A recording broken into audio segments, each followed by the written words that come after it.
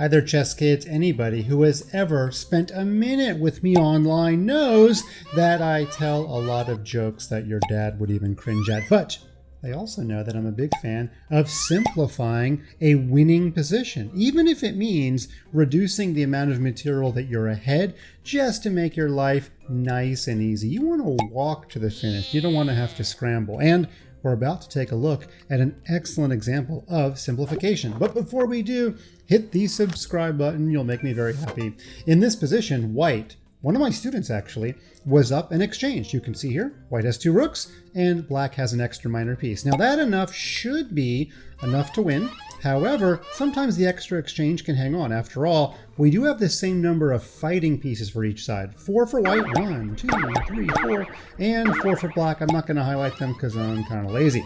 Now, black did play a very poor move here. Black played the move knight c4, but because white is my student, and students pretty much do whatever I tell them to do, my student was studying some tactics and immediately found, whoops, this rook is trying to guard both knights. That means the rook is overworked. And my student found the queen sacrifice, queen takes knight. And of course, the rook better not take back. You better not come to me. Sorry, I'm not even sure how that song goes. Rook takes b8, and of course, black can put some stuff in the way, but it's going to be checkmate. Okay. So in this position, black now played queen to f5. Now I know any reasonable sort of play by white is going to win. Now white has an entire extra rook. However, the ultimate simplification was missed. I do want to sort of protect my student here. I do say don't go for complicated positions, but when you get to be a chess master like the old fun master, hopefully you're a young chess master, you're probably pretty good at calculation. But if you double and you triple check your work, then you do have my permission to break the rules. Go for complications as long as it's in the name of simplification. Go ahead and pause your videos and figure out what is the ultimate simplification move in this position. Well, if you're back, you probably looked at ways to take advantage of the back rank, which, by the way, is still weak. And I'm guessing you picked g4, right? Well, actually, I don't know because I can't talk to you. g4 actually is not that great. The queen can just run back and you'll win, but you didn't simplify.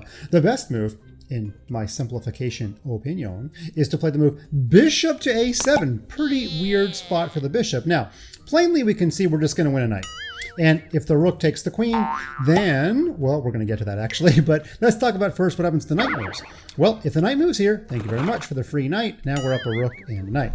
If the knight moves here, then that disconnects the communication between the queen and the rook, and white will of course come up and take the rook, and white will be ahead, frankly, too many points to count.